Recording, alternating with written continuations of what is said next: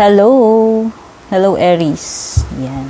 Tignan natin yung first week of January ninyo.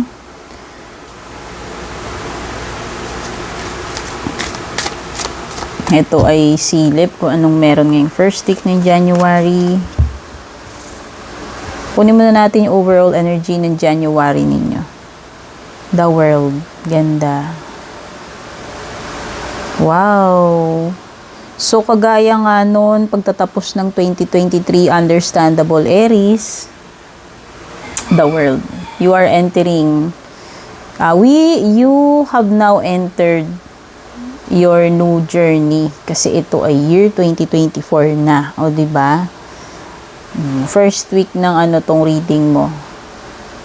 First week ng January 2024. O, diba?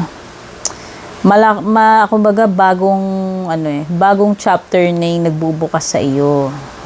So, ito ay panibagong opportunity, growth, no? So, ibig sabihin lang nito, malayo na yung narating mo. Kung ano man itong tinutukoy na to, whether yung year 2023 yung tinutukoy dito or kung meron ka mang mga experiences, no? The world is a closed book and also a signal ng a commencement, kumbaga, nagsisimula ka uli ng panibagong journey. Kasi sa Fool's Journey, which is the tarot, the journey starts with the Fool and also ends parang si Fool kasi is trump card 0 eh. No? So, parang sinasabi, ang intindi ko dun sa ibang books na nabasa ko, 'di ba? Parang iisipin mo mag-e-end siya with the World card. Pero parang si Fool weird siya kasi either parang simula and then ending din. Pero yun na nga, syempre dahil ito ay the World, sabihin na natin ito yung ending of a cycle. O 'di ba? So, ito yung overall energy mo. May mga bagay na nagtatapos and may mga bagay na magsisimula para sa iyo. You also have the star. So, there is an energy ng Aquarius. Wow, this is pagiging hopeful, pagiging positive, pagiging optimistic, the star card. Pwedeng may Aquarius, no? Maaari kasing maaaring na-accomplish mo na with the star card yung kung ano man yung wini-wish mo, no? Pwedeng yun yung indication. So, sabihin na natin na nandito na tayo sa first week ng 2024 mo.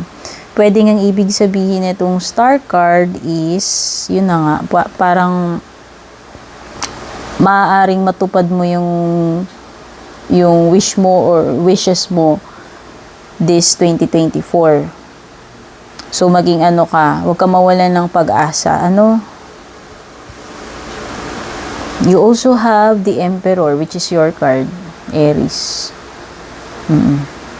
Diba? Ikaw ang nag-represent kay Emperor eh. You are in control, Aries. Sa tingin ko lang. So, etong simula ng year, nagmamanifest ka, ng mga goals mo, na matutupad mo yung wishes mo, and also, yun nga, very aware ka sa iyong mga goals, very focused ka, and at the same time, you are in control, no? Ikaw ang boss dito, Aries. Ikaw ang masusunod. Yun ang ibig sabihin yan. Take charge, yan.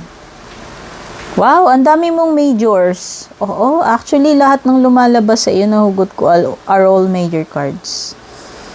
Dito naman is the Lovers. So, pwedeng may Gemini energy. Wow, so this is also an indication ng love life, nangangamoy love life para sa iyo. So, pwedeng yung iba sa inyo,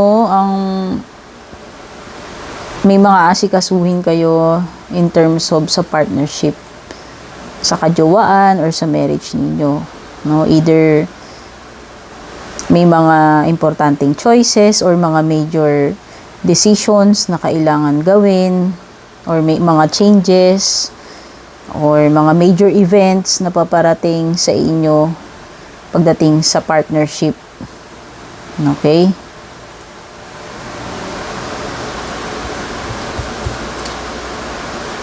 Queen of Cups. Queen of Cups. Water sign. Napipil ko sa ano mo. Kaya ikaw ito. Basta parang ito ikaw na saat yung mga bagay na pinahahalagahan mo. No, kung yun yung tinutukoy ni Queen of Cups about you is, hindi ko alam, meron ditong tinutukoy na napaka-special sa iyo nung bagay na iyan. So, pwedeng yung relationship mo nga, yung marriage mo, pwedeng yun yung tinutukoy dyan. Ano? Something na very dear para sa iyo. Very, very, special sa puso mo. Ito, may special place sa puso mo. Yun yung tinutukoy ni, dito, ni Queen of Cups. So, pwedeng yung relationship nga yan.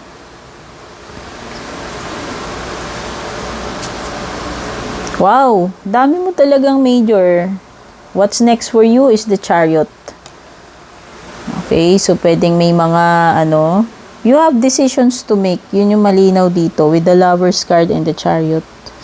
So, as early as first week, may mga dito.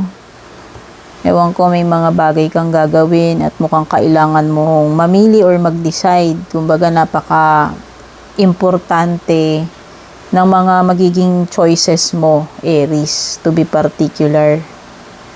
No? Sa ikaka-success mo. Yun yung nakikita ko dito. Kaya may Chariot ka and Lovers. So, pwede ring involve yung involve yung mga mahal mo sa buhay or yung partner mo, yung asawa mo dito sa mga bagay na gagawin mo. Kaya napaka-importante na mapag-uusapan ninyo yan and hihingiin mo rin kung anong say nila or opinion nila before you make the final decision. Outcome mo is the Three of Wands.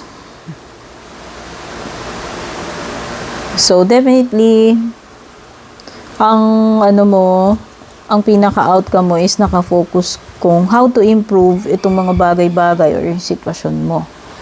No, yun yung nafe-feel ko dito sa Three of Wands. Pwedeng iba sa inyo, goal ninyo is ma-accomplish nyo itong certain na ewan ko kung may project kayo or may certain goal kayo na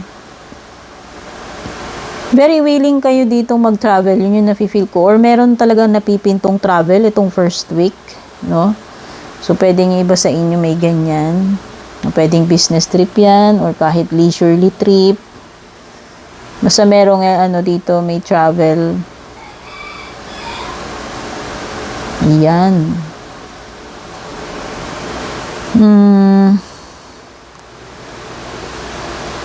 Meron kang hinihintay about, hindi ko alam So, may kinalaman siya sa career mo. Parang yun yung nafe-feel ko. May hinihintay ka rito. And sa tingin ko, kung ano may hinihintay mo, possible na itong first week, darating yan. Or ma-receive mo yan. Okay? So, yan Aries yung mga nakuha ko dito sa first week of January mo. Don't forget to like and share. Don't forget to subscribe. Pa-like and follow na rin yung aking Facebook. Doon po kayo mag-send ng private message guys kung magbubook kayo ng personal reading. Take care and God bless. Happy New Year sa inyo.